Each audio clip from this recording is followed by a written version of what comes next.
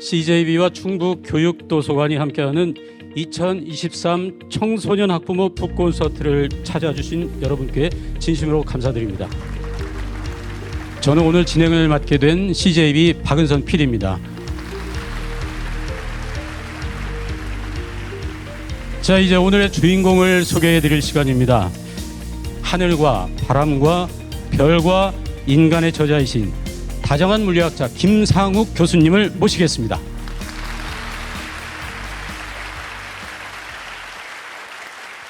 네, 반갑습니다. 김상욱입니다. 근데 이렇게 많은 분들이 오신지 몰랐어요, 사실은.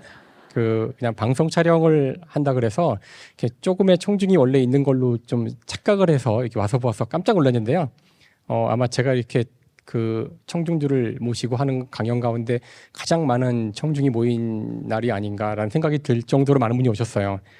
그리고 오늘 보니까 초등학생분들도 많이 오셨던데, 오늘 강연은 기본적으로는 고등학생 이상을 대상으로 하는 강연이기는 해요. 그래서 중간에 너무 힘들면 잠깐 눈을 감아도 괜찮으니까 너무 걱정하지 마시고 편안한 마음으로 강연을 들으시면 될 것 같아요. 자, 오늘 제가 강연할 제목은 제 책입니다. 그래서 아까 이미 소개해 주셨지만 하늘과 바람과 별과 인간이라고 해서 대한민국 사람이라면 누구나 알고 있는 윤동주님의 시집의 제목에서 가져온 겁니다.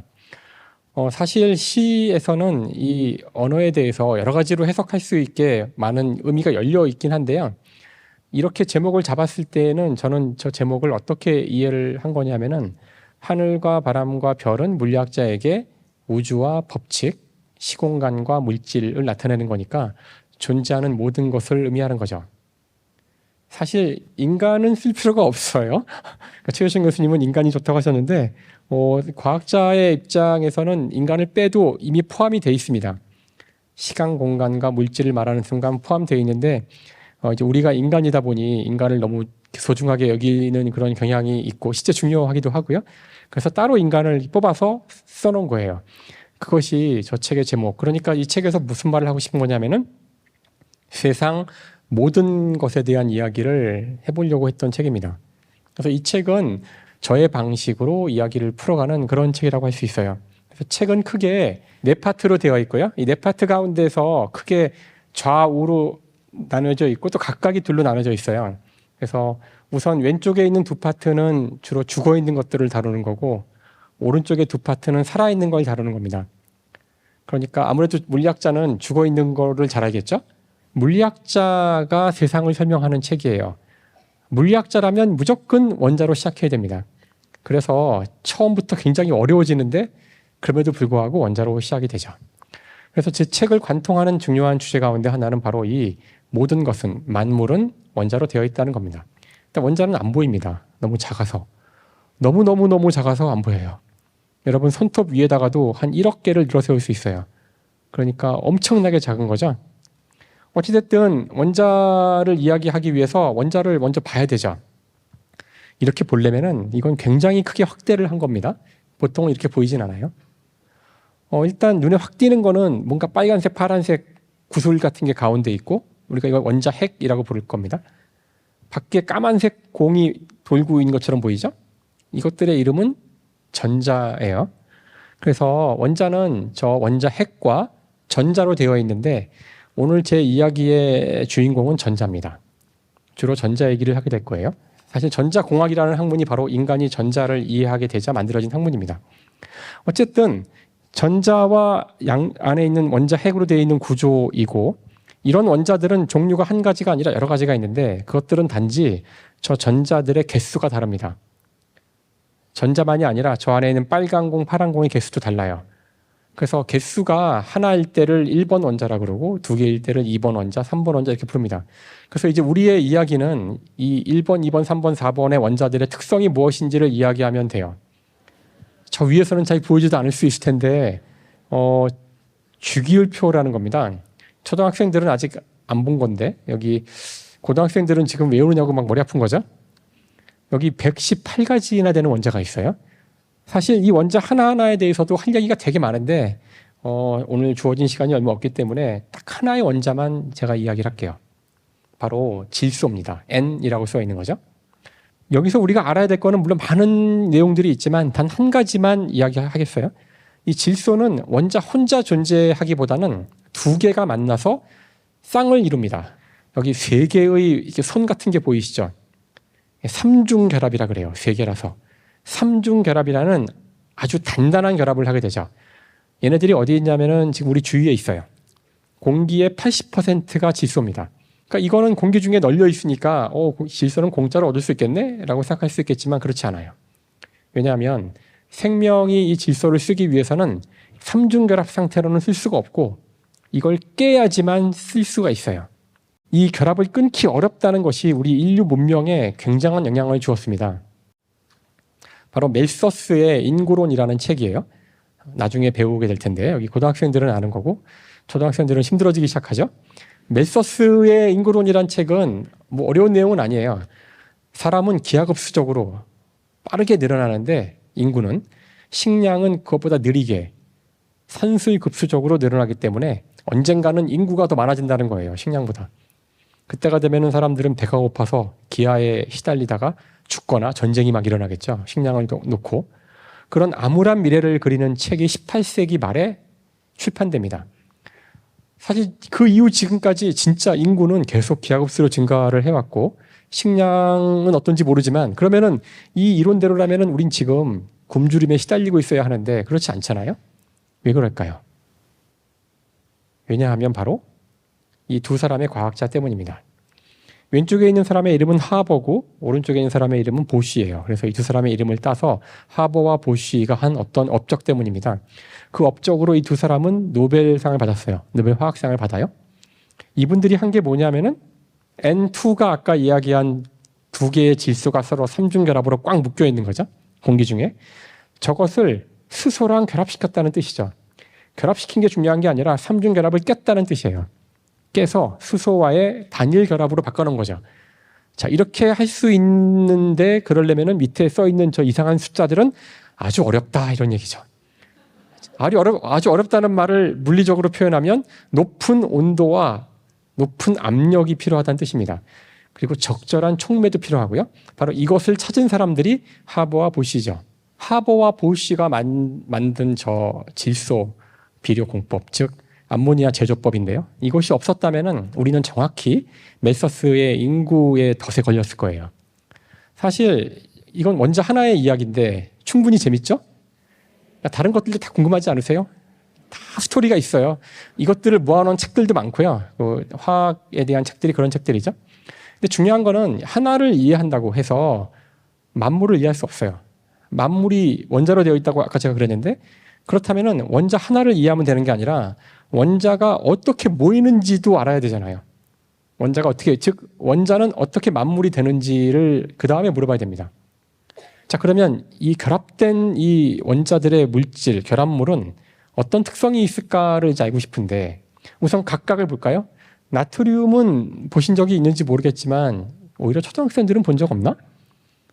소듐이라고도 하죠. 소듐, 나트륨은 회색 빛깔을 띠고 있는 금속이에요. 그래서 과학 실험실에서 실험을 가끔 해보는데 비커에다가 밑에 솜을 놓고 물을 살짝 적신 다음에 요만한 나트륨 덩어리를 톡 떨어뜨리는 실험을 합니다. 그럼 어떤 일이 벌어지냐면은 불이 확 붙어요. 만약에 나트륨이 크다면 어떤 일이 벌어질까요? 그 이따만한 나트륨을 저기 물웅덩이에 던지잖아요. 그럼 막 도망가야 돼요. 폭탄 터지듯이 폭발합니다. 나트륨은 폭탄이에요. 물과 닿으면 터져요. 그래서 기름에 넣어서 보관을 합니다. 염소는 뭐냐면은 염소는 설명을 길게 할 필요가 없는데 아까 하버 얘기를 했잖아요. 독가스를 만들었던 하버가 만든 독가스가 바로 염소입니다. 염소가스가 독가스예요. 염소는 전자를 좋아하니까 독이라 그랬죠. 그래서 염소를 표백제에 씁니다. 여러분, 표백제라는 거는 깨끗하게 만들어주는 건데 소독도 할 수 있고 왜 그러냐면은 다 죽여요. 생명체를 싹 죽입니다. 그러니까 소독을 할 수 있는 거죠. 자, 폭탄과 독이 만났네요.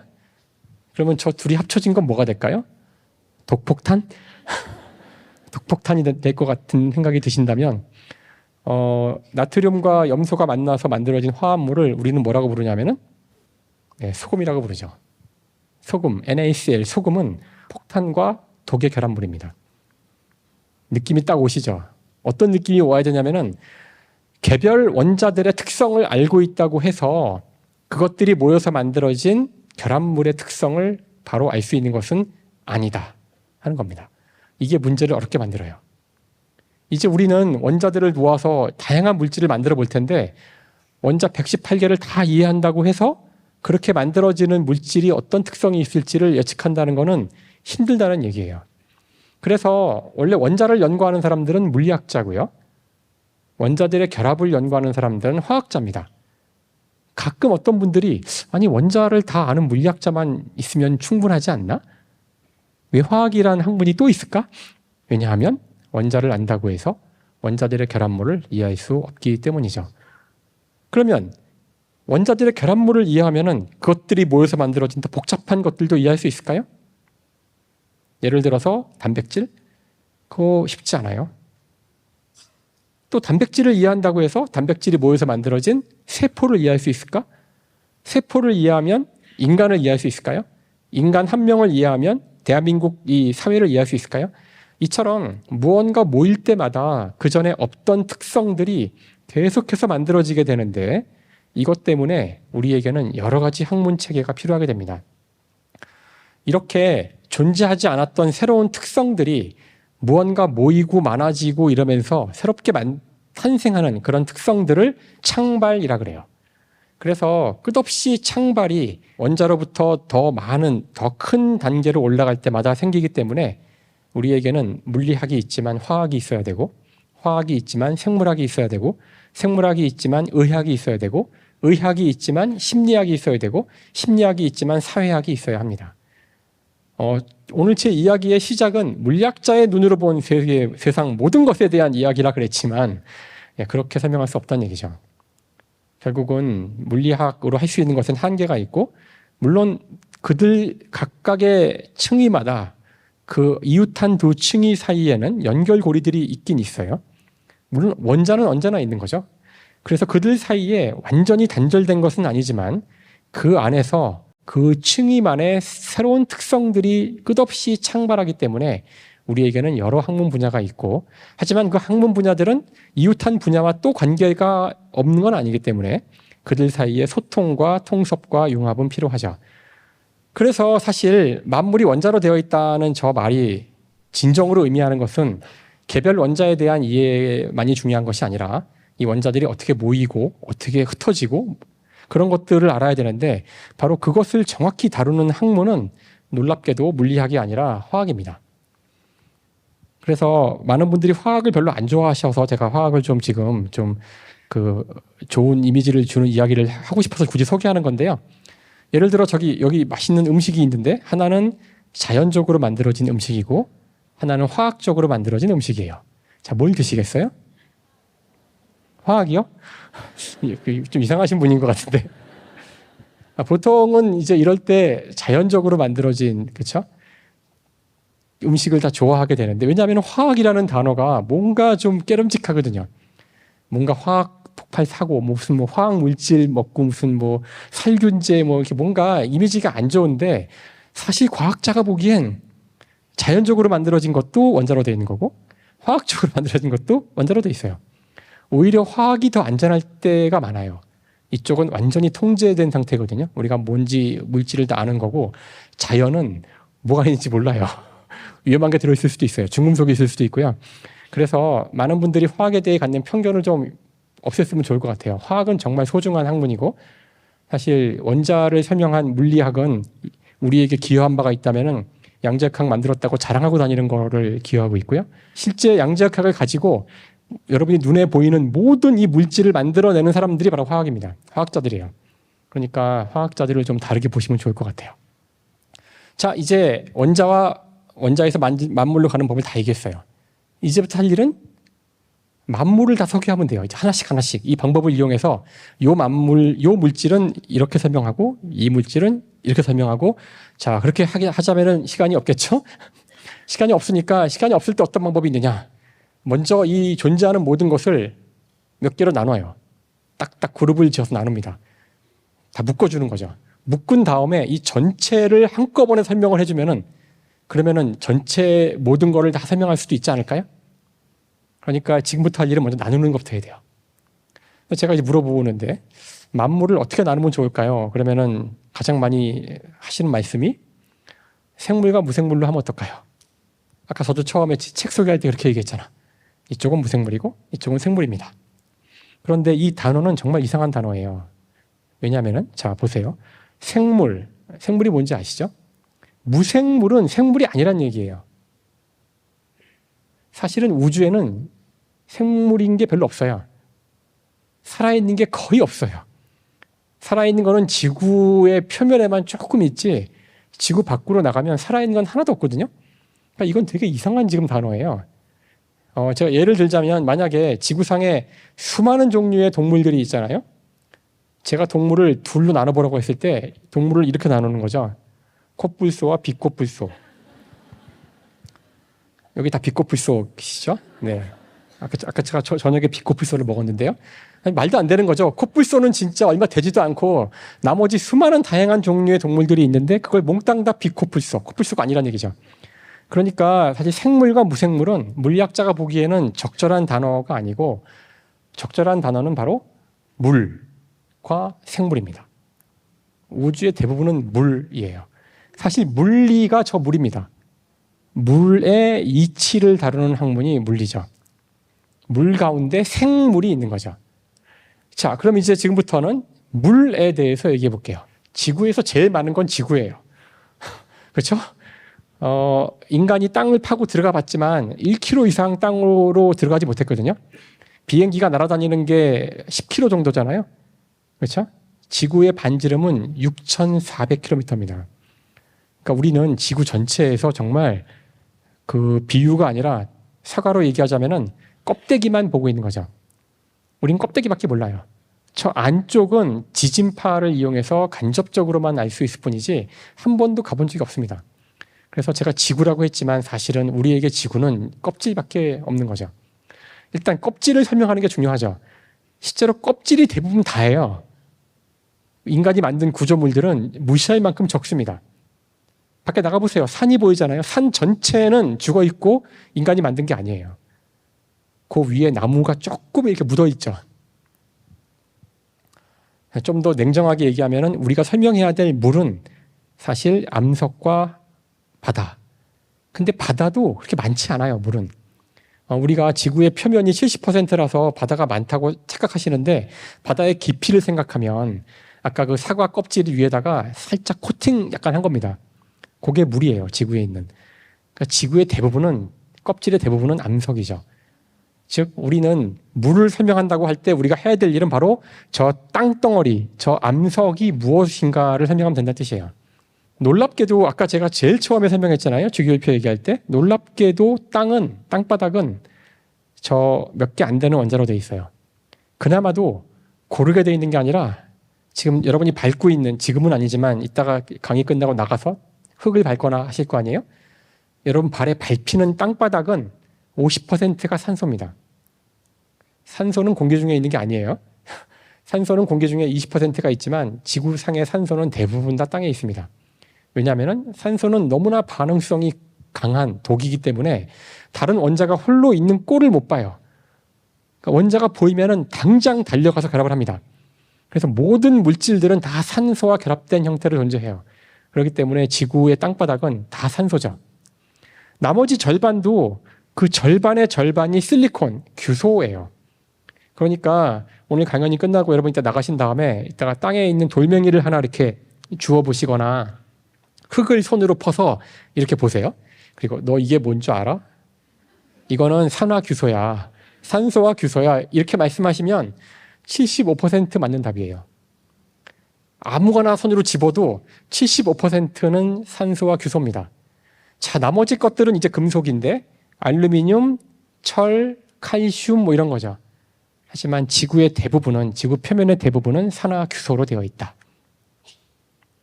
그래서 이 스토리에서 가장 중요한 존재는 산소입니다. 산소는 아까 질소랑 비교했을 때 단지 전자가 그 하나 많은 것에 불과하지만 중요한 거는 전자를 너무 사랑합니다. 독이에요, 독. 하지만 우리 지구상의 생명체는 이 독 같은 산소를 다루는 법을 개발한 거죠. 여러분이 옆 사람과 악수를 할 때 왜 여러분의 손이 옆 사람의 손과 뒤섞이지 않냐면은, 이게 무슨 말이냐고요? 여러분 손도 원자로 돼 있고 옆 사람 손도 원자로 돼 있는데 왜 섞이지 않죠? 같은 원자인데? 왜냐하면 여러분 손의 원자들에 있는 마지막 원자의 전자와 상대방 손의 원자의 마지막 전자끼리 만나서 서로 밀어내서 그러는 거잖아요. 그렇죠? 그럼 마지막 원자는 뭘까? 아까 배웠죠. CHON인가? 대부분 산소예요. 산소는 미친 듯이 원자들과 결합하기 때문에 대부분 이 표면들은 다 산소로 코팅되어 있습니다. 그래서 산소야말로 지구에서 가장 중요한 원자라고 할 수 있어요. 어쨌든 지구상의 저 수많은 암석들도 따지고 보면 원자로 보면 별거 아니다. 제일 많은 건 뭐냐면은 산화규소, 산화규소. 그러니까 규소가 혼자 있지 않고 산소와 결합해서 있어요. 그 다음에 많은 원자가 알루미늄인데 알루미늄도 혼자 있지 못하고 산소랑 결합한 형태로 있어요. 산화 알루미늄이죠. 그 다음에 중요한 것이 철인데요. 철도 산소랑 결합한 형태로 있어요. 자, 산소와 철이 결합하면은 어떤 색깔이 되는지 아세요? 붉은색이 돼요. 붉은색. 우리가 철이 산소와 결합한 형태를 뭐라고 부르냐면은 녹이라고 부릅니다. 녹슬었다 그래요. 녹이 슬지 않을 때는 번쩍거리지만 녹이 슬면은 붉은색을 띠게 됩니다. 그래서 여러분 피가 붉은색이에요. 여러분 피가 왜 붉은색이냐면은 여러분 피는 헤모글로빈이라는 게 안에 들어있는데 헤모글로빈에 철이 있어요. 그 철이 여러분이 호흡할 때 들어간 산소와 결합해서 혈액 속을 타고 움직이기 때문에 피가 붉은색으로 보입니다. 저는 이런 게 너무나 아름답고 경이로워요. 혈액의 붉은색과 녹슨 철의 붉은색이 같은 거라 이게 과학의 경이로움이죠. 인간의 피는 뭔가 신비한 것이 아니에요. 인류 역사를 통틀어 피는 언제나 신비한 거였거든요. 녹슨 철입니다. 그래서 철분을 안 먹으면 여러분 문제가 생겨요. 혈액에 문제가 생깁니다. 자, 하늘에 있는 천체들 가운데 화성이라는 천체가 있는데 왜 화성인지 아세요? 이름이? 붉은색으로 보이거든요. 왜 붉은색일까요? 이제 아시겠죠? 네, 화성의 표면은 산화철이 있기 때문에 붉게 보입니다. 이런 게 과학의 경이로움이죠.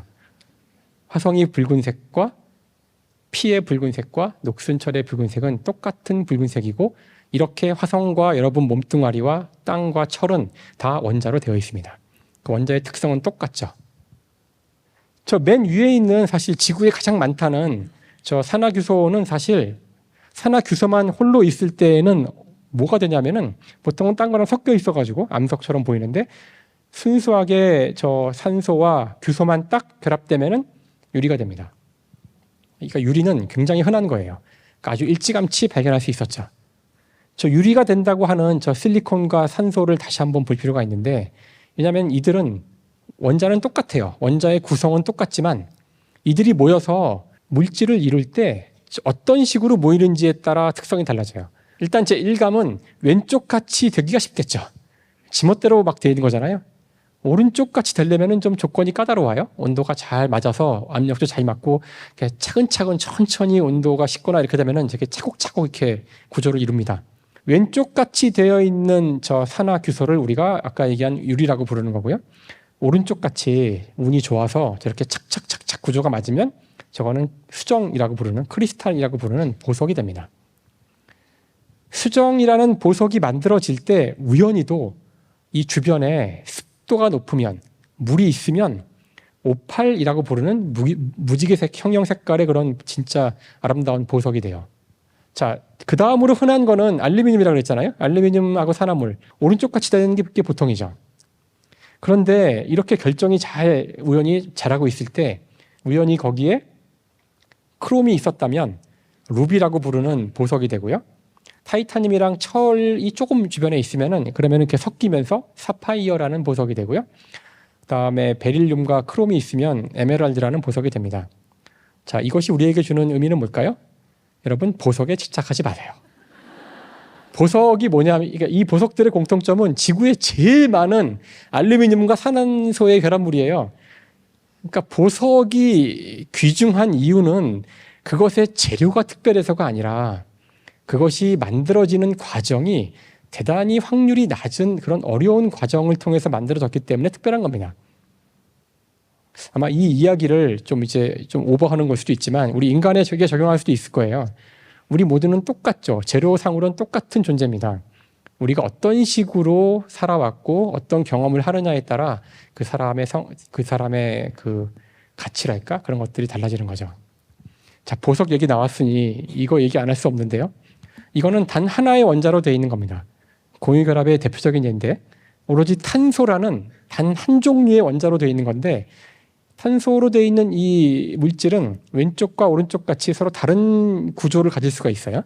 조건이 달라서 대개는 오른쪽 같이 되는데 오른쪽 같이 탄소들이 모여 있을 때 우리가 저것을 흑연이라고 부르죠.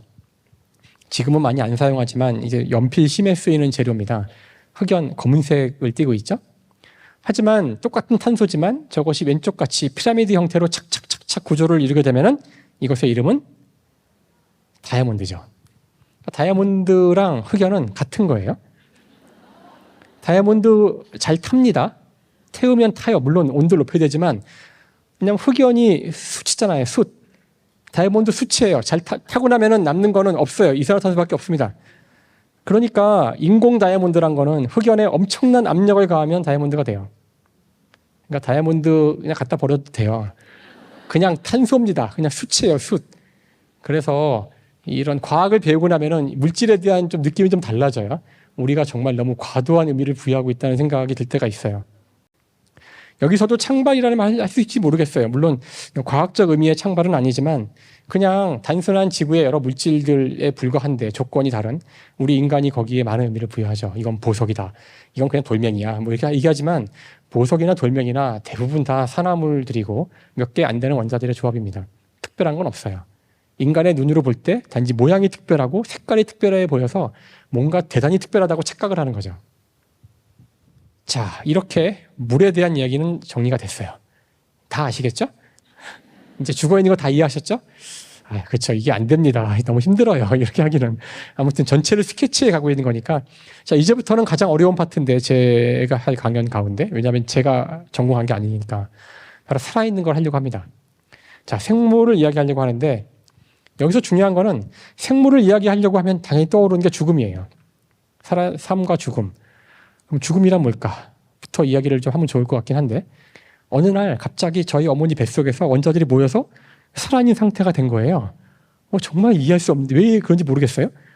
근데 자연스럽지 않아요. 당연히 이 자연에서 자연스럽지 않으니까 오래 못 갑니다. 한 잘해봐야 100년 버티다가 아주 자연스러운 죽음의 상태로 가는 거죠.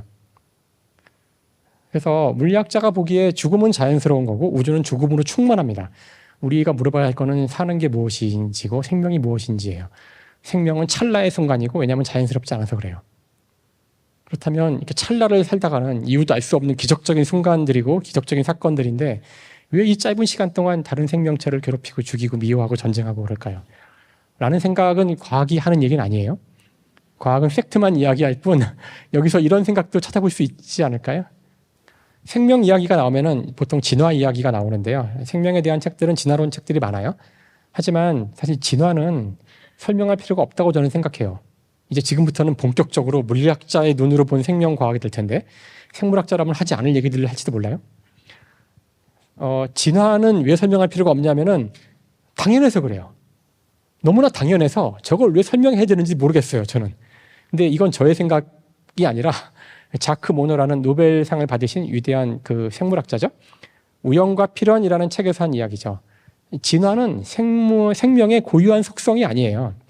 생명의 진정으로 고유한 속성은 바로 유지하는 겁니다. 자신을 지켜내려고 하는 거예요. 왜 그러려는지 모르겠지만 왜 이렇게 원자들이 모이면은 자기를 지키려고 그래요. 돌덩어리는 내가 망치로 치면 쪼개지고 끝인데 저는 망치로 치면 소리 지르고 퍼렇게 멍들고 다시 멍을 없애면서 복구해냅니다. 왜 유지하려는 성향이 있을까? 잘 모르겠어요. 유지는 성공할 수 없어요. 결국은 죽어요. 결국은 복잡해지고 노화하고 죽습니다. 그렇다면은 죽는 존재가 유지를 하는 유일한 방법은 자신은 죽지만 자신의 다른 정보를 남기는 거죠. 복제를 하거나 번식을 하거나 새끼를 남기는 겁니다. 즉 정보를 통해서 남기는 건데 DNA를 통해서 그 복제 과정이 언제나 완벽하지 않아요. 모든 것은 항상 불완전하죠. 그러면 복제가 불완전하면 나로부터 만들어진 제2의 개체는 불완전해지고 변이가 생기고 변이 때문에 생겨난 특성이 환경과 맞으면 살아남고 안 맞으면 죽어요.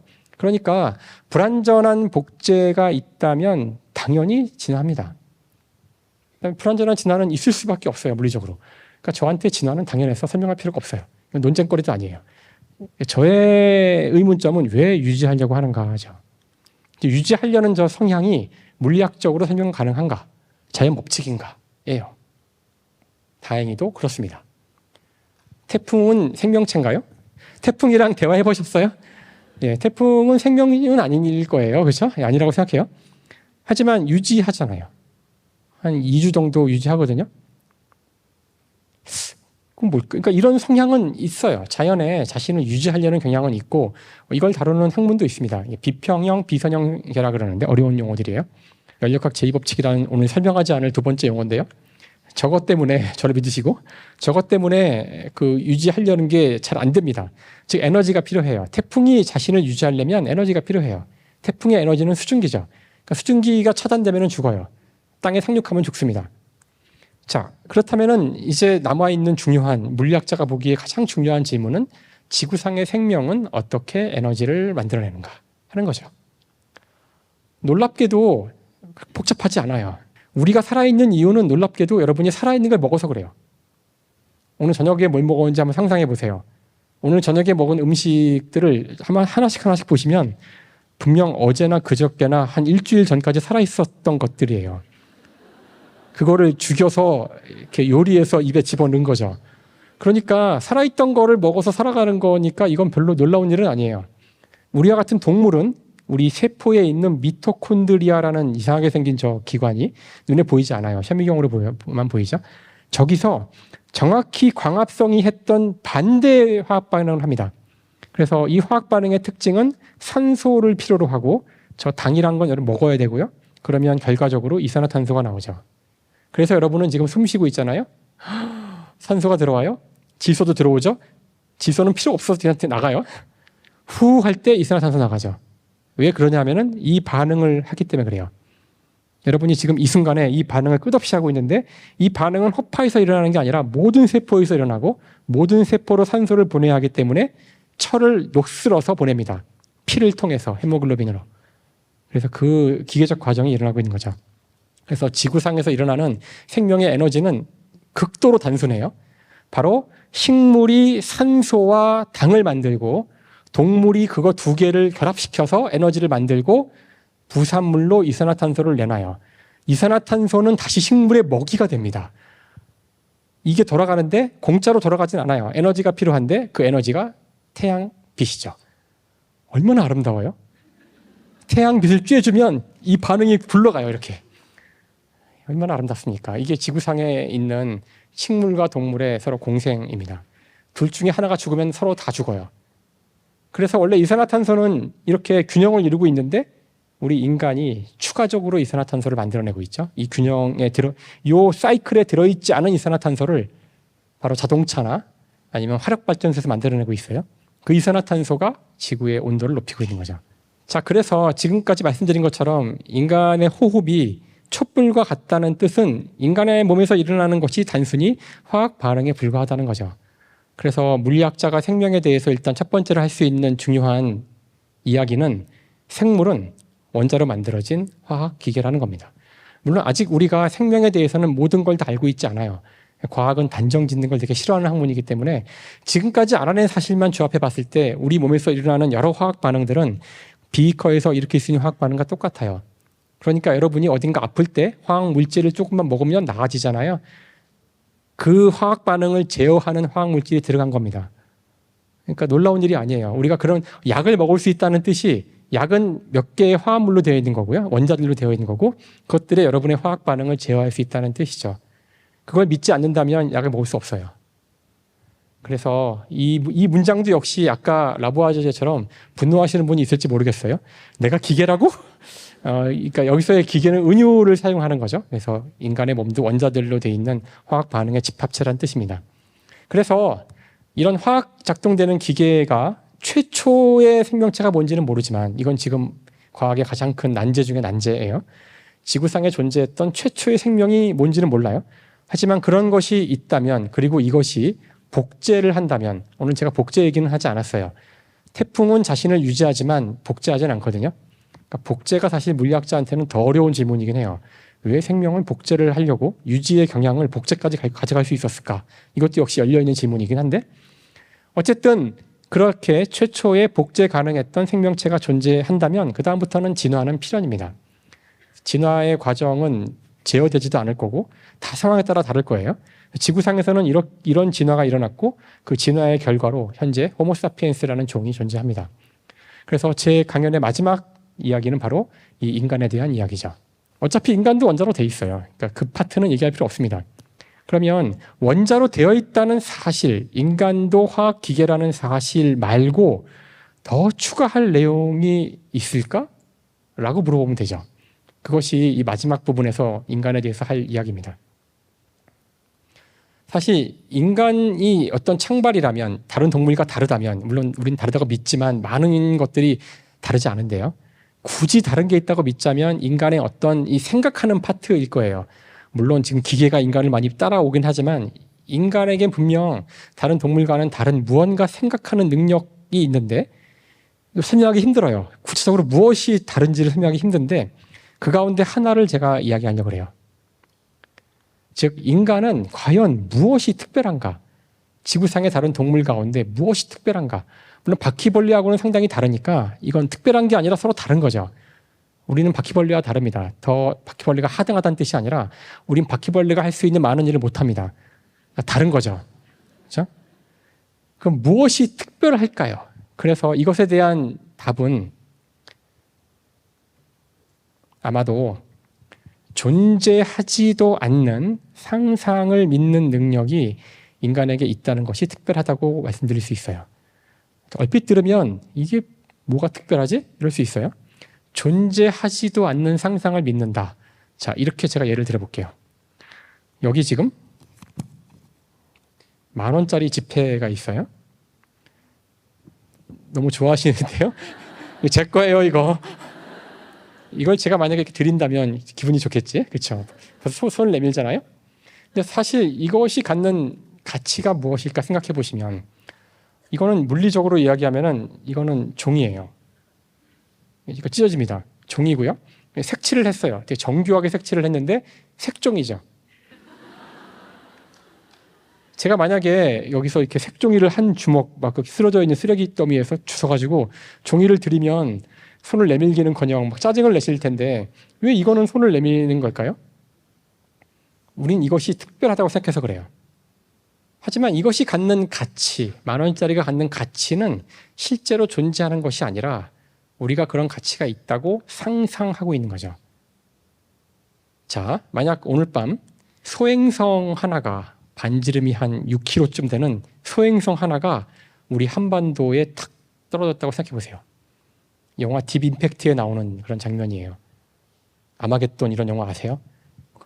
그럼 어떤 일이 벌어지냐면은 지도에서 한국이 사라집니다. 한반도가 사라져요.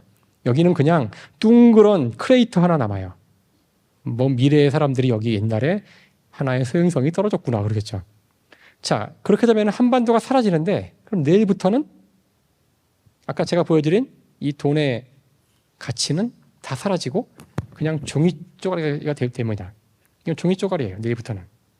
그러니까 이것이 갖고 있는 가치는 2023년 10월 25일 지구라는 작은 행성에 한반도라는 아주 조그만 지역에 모여 살고 있는 한 5천만 정도 되는 호모사피엔스들이 믿고 있는 존재하지도 않는 상상이죠. 자, 별거 아니라는 말을 제가 하고 싶지만 그럴 수 없는 것이 여러분이 그 상상을 믿지 않기로 하면 바로 우리나라는 끝장납니다. 여러분이 이 한국은행이 발행한 이 돈의 가치가 저건 그냥 상상의 산물 아니야? 이러는 순간 우리 사회는 그냥 끝장이에요. 그냥 무정부상 거의 그냥 이 사회는 붕괴됩니다. 돈보다 더 무서운 거 말씀드려볼까요? 그 집문서라는 게 있어요. 집문서라는 종이 또는 이제 데이터베이스에 보면 이렇게 뭐가 써 있죠. 이렇게 한자랑 우리 글이랑 섞여 있는데 아마 독일 사람 보면 모를 거예요, 뭔지도. 뭐 써 있는데 그게 의미하는 바가 뭐냐면은 저 아파트가 내 거라고 얘기하는 건데 이게 무슨 말이죠? 우리는 명백하게 그 말을 이해하고 있고 자연 법칙으로 이것이 증명될 거라고 생각하시겠지만 곰곰이 생각해 보면 이건 인간이 만든 상상이에요. 내가 저 집을 소유하고 있다. 하지만 이걸 인간이 하지 않는 순간, 여러분이 이런 것들을 믿지 않는 순간 인간 사회는 끝장이 납니다. 사실 지금 돈과 집 문서를 이야기했지만 여기 나오는 이 단어들을 생각해 보세요. 정의, 행복, 공정, 주식회사, 대한민국, 이것들이 실제로 존재하는가, 물리적으로 존재하는가, 아니면 우리가 만들어낸 어떤 상상의 개념에 가까운 것인가 생각해 보시면 정의가 뭘까요? 정의란 무엇인가라는 책을 보면 나올 거라고요? 정의란 무엇인가라는 책도 많은 분들이 1장만 보는 책이죠. 그 지긋지긋한 트롤리 문제 나오는 거 있잖아요.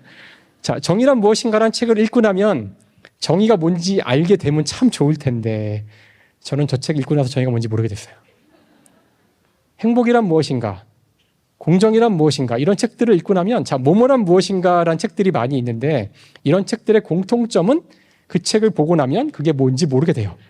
아니 이거는 말도 안 돼. 이거 책을 썼으면 이렇게 제목을 답을 알려줘야 될 텐데 모르게 돼요.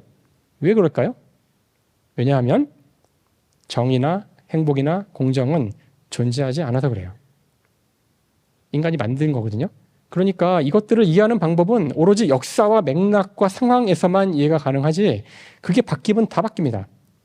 지금 우리가 절대적이라고 믿고 있는 것들 사실 과거로 가면 하나도 절대적이지 않아요. 저는 지금 이런 목장으로 강연하고 있는데 조선시대에는 상투나 갓을 모자를 쓰지 않고 공공장소에서 말하는 것이 안 되는 겁니다. 저도 끌려가게 돼 있어요. 즉 인간이 만든 상상이란 것은 사실 전혀 따지고 보면 근거를 찾을 수는 없는 거지만 그것을 따르지 않는 순간 우리는 큰일 납니다. 무조건 따라야 돼요. 그럼 왜 우리는 이걸 만들었을까요? 왜냐하면 아마도, 그러니까 이건 아마도죠. 지금부터는 구석기 시대에 살았던 그 선사 시대에 살았던 그 인간의 조상들은 부족 국가라는 형태로 즉 혈연 집단들이 모여서 국가를 이뤘다고 해요. 그거는 침팬지도 합니다. 한 100마리 정도가 모여서 집단을 이뤄요. 대부분 혈연 관계에 있는 것들이죠. 그렇게 모여 있는 집단끼리 살아갈 때에는 길을 가다가 생전 처음 보는 인간을 만나면은 어떻게 행동해야 되냐면은 도망가거나 죽여야 돼요. 너무 위험하거든요. 혈연 집단만 안전한 거예요. 여러분이 인간의 문명, 아까 이게 상상의 체계가 무너진 그런 세상을 다루는 드라마들이 있어요. 미국 드라마 가운데는 워킹 데드가 있고요. 최근에 우리나라 영화 가운데에서는 콘크리트 유토피아라는 게 있어요. 인간의 이런 상상의 체계, 법과 이런 체계가 무너지는 세상에서 길을 가다가 모르는 인간을 만나면 너무나 위험합니다. 실제로 침팬지들을 보면은 연마을 맨날 쳐들어가서 죽이고 약탈하고 뺏어오고 이럽니다. 인간도 그랬겠죠. 하지만 언제부턴가 우리 인간은 서로 혈연 관계가 아닌 사람들끼리도 모여서 서로 죽이지 않고 사이좋게 살기 시작합니다. 지금 여러분 옆 사람하고 혈연 관계 아닌 분들이 거의 대부분이죠. 근데 왜 서로 안 죽이세요? 왜냐하면은 우리가 상상을 믿고 있죠. 국가와 제도와 윤리와 도덕과 법과 대한민국과 민족과 이 수많은 만들어낸 상상들을 빼곡히 믿고 있기 때문에 신석기 시대 이래 우리 인류는 드디어 100명, 200명의 집단이 아니라 1000만, 10만, 100만, 1000만, 5000만이 모여서 대한민국이라는 상상을 믿으면서 우리는 하나의 집단이고 우리가 지켜야 될 룰이 있고 이유는 모르지만 무조건 지킨다 함으로써 평화를 이룩한 거예요. 이렇게 만들어진 인간 사회는 다른 어떤 동물보다도 강력한 사회를 이루었습니다. 이거를 침팬지가 못해요. 침팬지도 도구를 쓰거든요. 석기나 나무떼기를 사용해서 개미를 잡습니다. 수달도 석기 시대를 살고 있어요. 돌덩어리로 조개를 깨잖아요. 하지만 이들이 못하는 거는 아까 제가 보여드린 종이 돈을 보여주면서 이게 바나나 20개의 가치가 있어. 아무리 해봐야 그런 상상을 믿게 할 수가 없어요. 아마도 인간이 갖고 있는, 인간도 원자로 되어 있지만 다른 동물과 지구상의 생명체와 비교했을 때 무엇이 특별하냐고 물어보면은 바로 인간은 이런 상상을 믿을 수 있는 능력을 가지고 있는 것이 특별한 것이다라는 걸 말하고 싶고요. 그래서 아마도 이 특별한 인간을 특별하게 만드는 이 상상을 다루는, 즉 의미를 만드는 이것이야말로 인간의 가장 중요한 특성이라고 생각합니다. 그래서 여러분들이 원자로 봤을 때 세상은 정말 공허하고 인간이 안에 들어있지 않은, 인간을 목표로 하지도 않고 인간과는 아무 상관없이 움직이는 체계들, 원자들의 움직임으로 되어 있지만 우리가 그 세상을 잘 살 수 있는 이유는 여기에 무언가 의미가 있다고 생각하기 때문이에요. 그것이 우리에게 행복을 주고 우리에게 동질감을 주고 살 수 있게 만들어준다고 생각합니다. 자, 그래서 아주 오랜 시간은 아니었지만 아주 많은 걸 이야기했어요. 그래서 시작할 때는 원자로 시작을 해서, 원자의 모양 기억나시죠?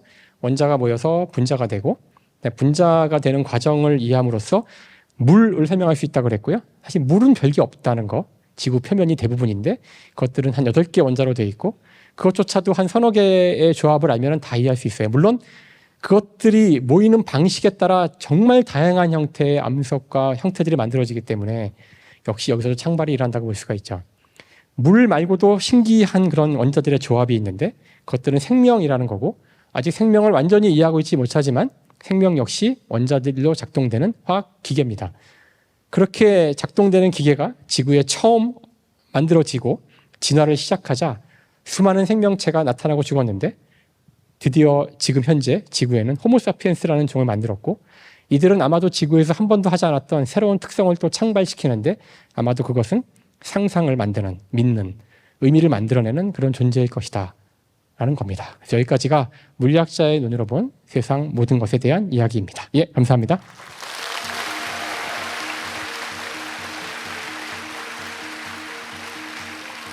오늘 교수님 강연을 앞두고 우리 충북교육도서관에서 시민들께 미리 질문을 받았는데 이제 CJB 라디오의 문자 메시지를 통해서 미리 접수를 했었습니다. 그런데 그 전에 우선 제가 잠깐 한 말씀 딱 여쭙고 싶은 게, 교수님 책 312쪽에 나오는 그 3장 시작하는 부분 있지 않습니까? 여기에 사랑 이야기가 나와요.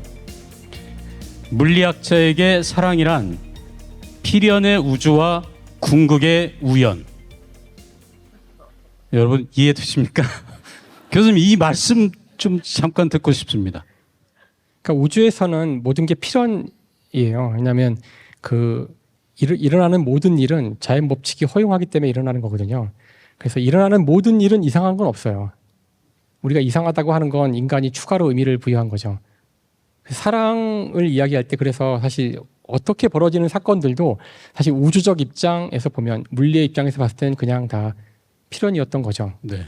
하지만 우리 인간은 아까 말한 의미를 갖는 존재이기 때문에 여러분들이 사랑에 빠지기 위해서는 반드시 우연이 필요합니다. 우연이 없이 사랑은 시작되지 않아요. 어차피 다 예정돼 있고 저 사람 뻔히 다 행동을 예측 가능하고 하는데 그런 데서 사랑이 불꽃이 튀진 않습니다.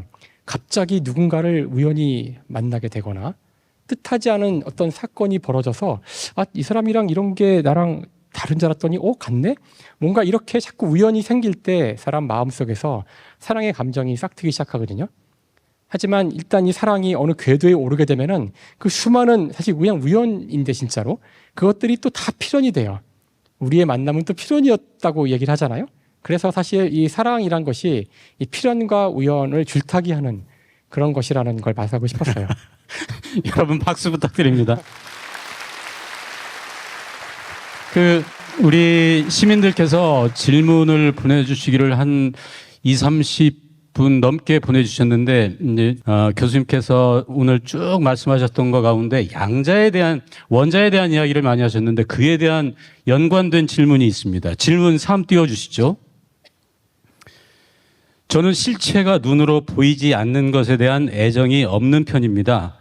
임신했을 때 아이가 뱃속에 있는 것을 알면서도 아이에 대한 사랑이 잘 느껴지지 않았고 출산을 하고 나서야 모성애가 충만해졌습니다. 그런데 교수님께서는 육안으로는 확인할 수 없는 원자에 대해 깊은 지식을 쌓아나가셨습니다. 교수님께서 눈으로는 보이지 않는 원자에 대해 어떤 매력을 느끼셨으며 공부를 하며 어려운 점이 많으셨을 텐데 어떻게 극복하고 이렇게 일반인에게 원자를 설명해주는 책까지 쓸 수 있게 되셨는지요? 사실 제가 물리학자가 되려고 마음 먹었던 계기가 양자역학 때문이었거든요. 그러니까 바로 여기 고등학생들이 많이 와 있는데 제가 고등학교 2학년 때 진로를 결정하게 되는데요. 고등학교 2학년 때 우연히 읽게 된 책 한 권이 양자역학의 세계라는 책 한 권이 저의 인생을 바꿨어요. 그 책을 지금 보면 정말 너무 허름해서 내가 이따위 책을 읽고 인생을 정하다니 이런 생각이 드는 책이긴 한데 어쨌든 그 시점에는 그 책에 나오는 내용들이 너무나 신기하고 참 정말 너무너무 저를 흥분시켜서 진짜 수십 번 읽었던 것 같아요. 한 30번, 40번 막 닳도록 읽었어요, 그 책을. 그래서 그 양자역학이 물론 나중에 되게 어렵긴 어렵더라고요. 어렵긴 어려웠지만 저를 물리학으로 가게 했던 어떤 계기가 됐던 것이 양자역학의 내용들이었기 때문에 저는 한 번도 그 양자역학이 어려운데 그걸 어떻게 공부하셨나 이건 이상한 얘기라고 생각해요. 마치 김연아한테 왜 피겨스케이팅 하냐고 물어보는 거죠. 좋아서 했다고 답하지 않을까요? 그러니까 양자역학은 언제나 좋았던 거예요. 언제나 좋았던 거고 관련된 모든 것을 알고 싶었고 그다음에 물론 이제 그 뒤에 그 전문 학자가 된 다음에는 그 안에서 제가 꼭 알고 싶은 질문이 이제 생겼고 그걸 평생 연구하고 있고 여전히 답을 모르고요. 뭐 그런 거라서 질문이 아마 그런 의도는 아니셨겠지만 저는 이런 질문에 답하기 너무 힘들어요. 그냥 좋은 걸 어떻게 답을 하나요? 각자 그런 게 있잖아요. 그냥 좋은 거 그냥. 네, 교수님 감사합니다. 마지막 교수님께 청해 듣고 싶은 말씀은 우리 이 자리에 참석한 청소년들, 특히 초등학생이 오늘 가장 많고 그다음에 중학생, 고등학생 이렇게 있는데 우리 물리학자가 되고 싶어서 오늘 김상욱 교수님을 뵈러 온 학생들도 꽤 많아요. 그리고 엄마 아빠도 그런 바람을 갖고 있는 분들도 많고 덕담한 말씀 좀 마지막으로 해주시죠. 일단 모든 사람이 물리학자가 될 필요는 없죠. 그냥 물리를 한다는 것이 쉬운 일은 아니고 그리고 아까 제가 몇 번 이야기했지만 이 물리라는 것이 기술하는 세상은 우리의 일상과는 너무나 다르잖아요. 아까 그 태양과 같은 것이 자연스러운 우주라고 얘기를 해야 되고 그 초반에 얘기했던 많은 내용들이 우리의 어떤 그 감각이나 일상의 경험과는 다르기 때문에 물리를 좋아한다는 것 자체가 이렇게 평범한 그런 그 특성은 아니에요. 그래서 사실 저 같은 성격을 가진 사람이 지금 태어났으니까 살아가고 있는 거지 한 100년이나 200년 전 조선시대에 태어났으면은 아마 일찌감치 죽었을 거예요. 생존하기 힘들었을 겁니다. 이런 거에 대한 흥미를 갖는다는 것이. 그러니까 일단 모든 분들이 알 필요는 뭐 자세히 알 필요는 없다고 생각하고 모두가 물리학자가 될 필요도 없는 거고 그러니까 본인에게 만약 이 물리에 대한 관심이 있어서 물리학자가 되고 싶다는 생각이 있다면 그러면은 저는 그 어떤 것보다도 좋은 학문이라고 생각해요. 일단은 물리학이 그 공부하는 사람들에게 굉장히 물론 높은 장벽과 너무나 똑똑한 사람들이 많아서 저도 수없이 많은 좌절을 느끼곤 하지만 여기서 알아가는 이 즐거움이 다른 어떤 거에 비견할 바가 못 되는 것뿐만 아니라 그러니까 본질을 탐구하는 데 대한 흥미가 있어야겠죠. 더욱더 좋은 거는 어차피 어떤 과학을 하든지 물리를 해야 돼요. 생물학을 해도 원자가 안 나오겠어요? DNA가 원자로 되어 있고 전자공학도 원자, 전자로 하는 거고 사실 20세기의 과학이 19세기의 과학과 다른 점은 과학과 기술을 원자 수준에서 한다는 겁니다. 바로 생물학이 분자생물학이라고 부르는 이유가 우리가 DNA를 얘기한다는 것 자체가 생물학을 원자로 하겠다는 뜻입니다. 그래서 물리를 하지 않고 할 수 있는 과학은 없어요. 그래서 학생들이 이제 지금은 잘 모르겠지만 나중에 대학에 진학하게 되면은 물리를 언제나 해야 한다는 사실을 깨닫고 경악을 하게 돼요. 그걸 하지 않아도 되는 줄 알았는데 그거 안 하려고 여기 왔는데 근데 공대에서 물리를 안 하면은 아무것도 할 수 있는 게 없어요. 뒤집어 얘기하면 이제 물리를 전공하려고 하는 학생들은 뭐 물리학자가 되면 좋겠지만 물리학자가 되지 않더라도 갈 수 있는 길은 대단히 많고 물리는 모든 학문의 기본이니까 그래서 그 물리에서 이 닦은 자신의 어떤 많은 지식과 능력은 어디에 가나 도움이 심지어 물리와 관련되지 않은 철학이나 아니면 다른 뭐 인문학으로 가더라도 물리에서 배우는 방법론 자체가 그 과학 전체의 방법론이 물리에서 만들어진 거잖아요. 갈릴레오와 뉴턴이 만든 방법이 바로 과학의 방법론입니다. 그래서 과학적 방법론을 갖고 가는 거기 때문에 사실 인문학으로 가더라도 충분히 많은 일을 할 수 있고 많이 하고 있어요. 비록 어렵고 힘들지만 사실 우리가 어렵고 힘들다고 해서 하지 않는 건 아니잖아요. 여러분 철학을 왜 합니까? 쉬워서 합니까? 피아노 치는 게 쉬워서 하나요? 할 가치가 있고 그것이 재미있고 그렇기 때문에 하는 거잖아요. 그러니까 물리도 충분히 해야 될 가치가 있는 학문이니까 알아야만 하고요. 그래서 많은 분들이 물리에 대한 관심을 가지시기를 바랍니다. 네, 교수님 감사합니다. 뜨거운 박수 부탁드립니다. 감사합니다. CJB와 충북교육도서관이 함께하는 2023 청소년 학부모 콘서트 하늘과 바람과 별과 인간을 주제로 오늘 좋은 말씀해 주신 김상욱 교수님께 진심으로 감사의 말씀 드리면서 오늘 콘서트 모두 마치겠습니다. 여러분 고맙습니다.